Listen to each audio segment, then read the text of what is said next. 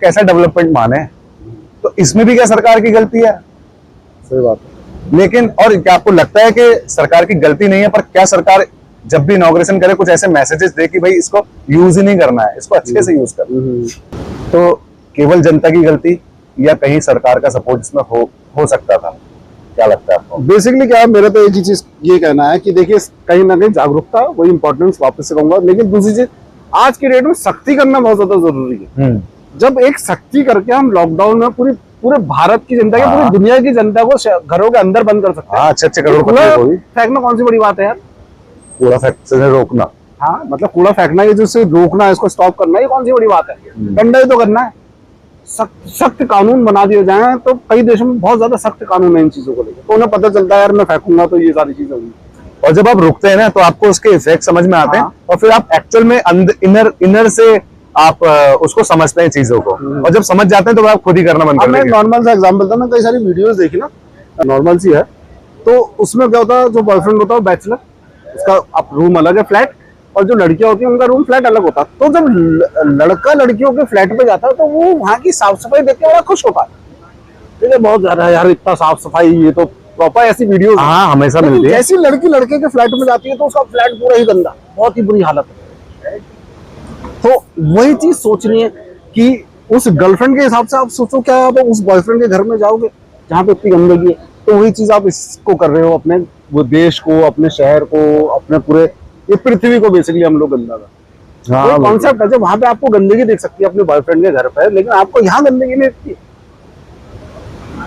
अरे आप भी तो अपने घर पे ही साफ कर रहे हो भाई, लड़कियों का भी तो उनका भी कमरा ही साफ है। वही चीज कहना, बाहर तो वो भी आइसक्रीम भी फेंक रही है, सब फेंक रही है, हमने देखा है अपनी आंखों से, बस हम फिल्माना नहीं चाहते। रामनगर की बहुत सारी लड़कियां जो है, अब हम तो जा रहे हैं ना, दिख रहा है ना कि कचरा फेंक रहे हैं हम, अब के निकल रहे हैं, लड़कियां स्कूल जा रही हैं, बच्चियां वो भी फेंक रही हैं। स्कूल की बस से तो बच्चे इतना फेंकते हैं, इसका कोई जवाब नहीं। और इसे टाइम से, मैं तो अभी भी सरकार से कहूंगा, शासन और प्रशासन दोनों से कहूंगा कि समय से ये जो वेस्ट मैनेजमेंट है और कूड़े के प्रति जागरूकता है, इसे एक सब्जेक्ट कंपलसरी, नर्सरी से लेके 12th तक एक पीरियड कंपलसरी ये सब्जेक्ट का होना चाहिए, और इसमें प्रॉपर एग्जाम्स होने चाहिए, और इसको रूटीन में डालना चाहिए स्कूल से।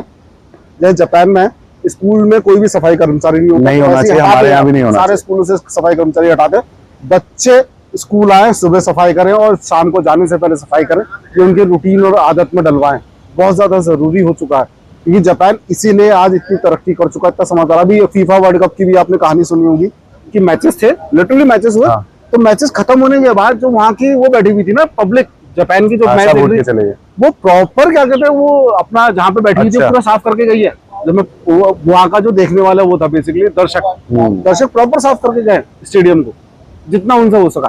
प्लस जो जापान की टीम हारी, वो जिस रूम में रुकी थी, और जो उनका वो ड्रेसिंग रूम होता है बेसिकली, जहाँ पे पीछे लॉकर्स कह लीजिए, हम तो लॉकर रूम बोलते हैं अपनी लैंग्वेज में, तो वो प्रॉपर ऐसा नीट एंड क्लीन करके गई थी जैसा उनको मिला भी नहीं था। अरे वाह। मैंने कहा भाई हम मैच, ये अभी ये तो मुझे भी नहीं होता मैचेस कहाँ चल रहे हैं, क्योंकि हम ज्यादा देख नहीं पाते, इंटरेस्ट नहीं है। फीफा वर्ल्ड कप चल रहा है अभी, तो जापान हार गई किसी से, अभी क्वार्टर फाइनल हारी या टॉप 16 में हारी, मुझे भी नहीं पता, लेकिन वो प्रॉपर क्लीन करके गए। तो ये एक पता चलता है कि आपको क्या शिक्षा मिली है, आप कैसे देश में रह रहे हैं। तो जापान इस वक्त नंबर 1 मैं कहूंगा उन चीजों में। तो ये एक हमारे लिए एग्जाम्पल है कि जापान की फुटबॉल टीम हमें सिखा के जा रही है, वो क्या कर रहे हैं, फुटबॉल खेल रहे हैं, तो उनका इतना पैसा नहीं कि वो पैसे दे के सफाई करा सकते, लेकिन वो खुद करके गए वो लोग। चलो जापान की एक और कहानी से हम आज के इस पॉडकास्ट का जो है समापन करेंगे। मैंने भी कल एक जापान के बारे में सुना, और ये आप लोगों को भी सुनना चाहिए, बहुत इंपॉर्टेंट है कि जापान के लोग सारी दुनिया को कुछ ना कुछ सिखा तो जरूर रहे हैं, एग्जाम्पल बन रहे हैं, और उनको अपने हाथों से ग्राउंड पे काम करते हुए आप लोग देख सकते हैं, खाली बातों में नहीं, ठीक है, वो अपने हाथ से काम कर रहे हैं। सो जैसे इन्होंने कहा कि स्टेडियम साफ किया, और अगर ये बता रहे हैं, मैं मैचेस नहीं देखता इसलिए मुझे इनके मुंह से पता चल रहा है, लेकिन आप सभी लोगों को मालूम होगा, इसमें कोई मुझे लगता है कि ऐसा कुछ नहीं है। तो ये फीफा लगभग काफी एक बड़ा टूर्नामेंट है, और काफी बड़ा तबका है जनता का, भारतीय जनता का, जो फीफा देखते हैं। तो मैंने भी एक वीडियो देखा जिसमें एक जापान में लड़की जो रह रही है, अभी रह रही है वहीं काम करती है, वो महिला है, और उसने एक वीडियो अपलोड किया कि मैं भी जापान में रहती हूँ, और आप यहाँ की एक खास बात आपको बताती हूँ कि यहाँ जापान के लोग, जबकि मैं यहीं रहती हूँ, वहीं की स्थायी निवासी हो गई है, उसके पास सारे जो भी सर्टिफिकेट्स होते हैं उसके पास, Citizen सिटीजनशिप है उसके पास।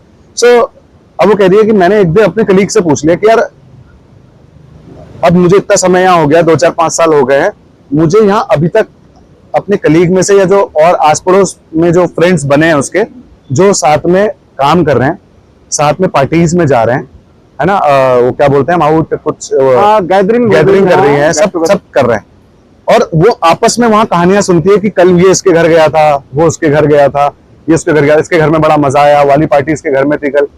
लेकिन आज तक इतने सालों में किसी ने उसको अपने घर नहीं बुलाया। कह रही मैं बहुत वो था, मुझे उससे नाराजगी नहीं थी, पर क्यूरियोसिटी थी कि क्यों नहीं बुला रहे हैं, पता तो चले, कुछ नया तो पता चले। तो उसने फिर एक अपने बहुत क्लोज कलीग से पूछा, और वो बेचारे झूठ भी नहीं बोलते शायद, छुपाना भी हमारी तरह नाटक करने नहीं जानते वो इंडियन की तरह। उसने भी बड़े क्लियर कहा कि नहीं, हम लोग इंडियन को नहीं बुलाते घर में, क्योंकि हमें बचपन से सिखाया गया, हमें पढ़ाया गया। उसने कहा क्या पढ़ाया गया बताओ तो? बोले इंडियन हिस्ट्री। बोले क्या पढ़ा दिया ऐसा इंडियन हिस्ट्री में? बोले हम तो हिस्ट्री छोड़ो, आज वो सामने से बोल रहा है कि जो हमें हिस्ट्री पढ़ाई गई वो हमें आज भी सत्य दिखती है, न्यूज के माध्यम से, सोशल मीडिया के माध्यम से, कि दिख रहा है कि हाँ यार ये तो स्थिति वैसी है जैसे हमने पढ़ी थी। तो उसमें हमें ये पढ़ाया गया था कि ये इंडियंस जो है ये कभी भी भरोसेमंद नहीं होते, ये कभी भी पैसों के लिए, किसी छोटी सी जरूरत के लिए आपको कभी भी धोखा दे सकते हैं। तो ये परिवार में, घर में घुलने मिलाने लायक नहीं होते हैं, ये उनको बचपन में पढ़ा दिया गया। तो और भारत के विनाश का कारण, भारतीय ही भारत के विनाश का कारण है, ये उन्हें पढ़ाया जाता है, उन्हें पढ़ाया जाता है। लेकिन उन्हें ये भी बताया गया कि जिसमें ये हमारी हिस्ट्री जो हम पढ़ते हैं, और उनको इस हिस्ट्री को वहां मैच कराया जाता है बचपन में ही। भाई कितना उनको स्ट्रॉन्ग किया गया हमारे खिलाफ, कि ये जो हिस्ट्री पढ़ रहे हैं ना, ये पता है कि इंडियंस, वो बच्चे को बताया जा रहा है कि इंडिया वालों से पूछोगे तो वो कहेंगे कि वहां पे भगत सिंह को अंग्रेजों ने फांसी दी। अरे हमने नहीं दी भाई, तुम्हारा ही आदमी था जल्लाद भी, तुम्हारा ही आदमी था जिसने कहा जी सुबह सुबह लटका दो, तुम्हारा ही आदमी था जिसने वो जो जी अंग्रेजों से हमारा, हमने अंग्रेजों से कहा हुआ भाई, हम तो अलग बैठे हुए थे, हम तो बता रहे थे कि क्या करना है। ये भी तुम उधर से भी इंडियन गोले फेंक रहे थे, इधर से ये भी तलवारें चला रहे थे, ये इंडियन थे आपस में लड़ रहे थे।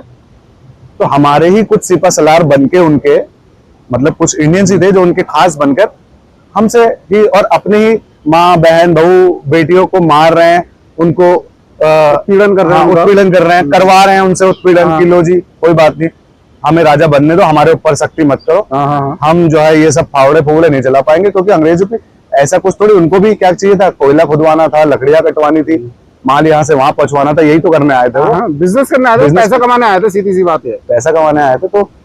तो ये जब उसने सुना तो बड़ा शॉकिंग, उसके लिए बड़ा शॉकिंग था।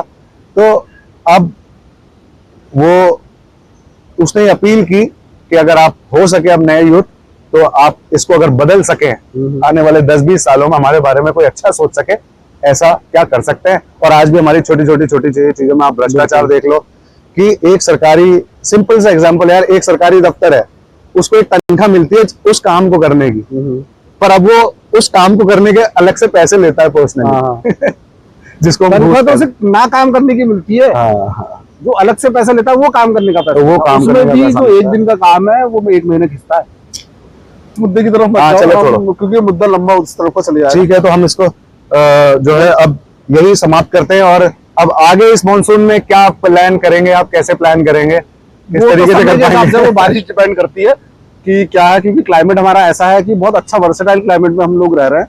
तो मैं तो कहूँगा बारिश होनी भी बहुत ज्यादा जरूरी है। इस बार बहुत अच्छी शुरुआत मिल गई बारिश की पिछले साल की तरह, लेकिन फिर सूखा ना पड़े अचानक से आके। हाँ, ये भी हुआ पिछले साल, क्योंकि बहुत ज्यादा जरूरी है कि बारिश कंटिन्यूस होती रहे, ये बहुत ज्यादा इंपॉर्टेंट है।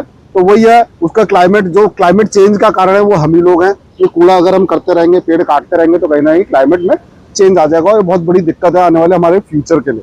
हमारी जो भारत की एक इमेज बनी हुई है दूसरे देशों में, जैसे हम जापान की बात करते हैं और देशों की बात करते हैं, अंग्रेजों की भी बात करते हैं, इंग्लैंड में भी अलग तरह की हिस्ट्री पाई जाती है। तो आप लिटरली मानिए उस इमेज को बदलना बहुत ज्यादा जरूरी है। वो इमेज कैसे बदलेंगे, जब तक हम लोग आपस में मिलकर काम नहीं करेंगे, भारत अपने देश के लिए नहीं सोचेंगे, अपनी जमीन के लिए नहीं सोचेंगे, अपने इस पर्यावरण के लिए नहीं सोचेंगे। तो बहुत ज्यादा जरूरी है सोच बदलना और अपनी आदतें बदलना, कि हर चीज में काम करें। कूड़ा बहुत इंपॉर्टेंट है कि हम इसे सही जगह डिस्पोज करें। आपको यकीन नहीं होगा कि इंडिया के अंदर पर पर्सन जो एवरेज जो इंसान कूड़ा जनरेट करता है वो 750-800 ग्राम एवरेज जनरेट करता है। लेकिन कनाडा में पर पर्सन, कनाडा और अमेरिका में 2.5 किलो कूड़ा पर पर्सन एवरेज जनरेट होता है। लेकिन फिर भी वहां आपको सड़कों में कूड़ा पड़ा हुआ नहीं दिखेगा। वो कूड़े को सही जगह निस्तारण मतलब डिस्पोज करते हैं, प्रॉपर जगह फेंका जाता है।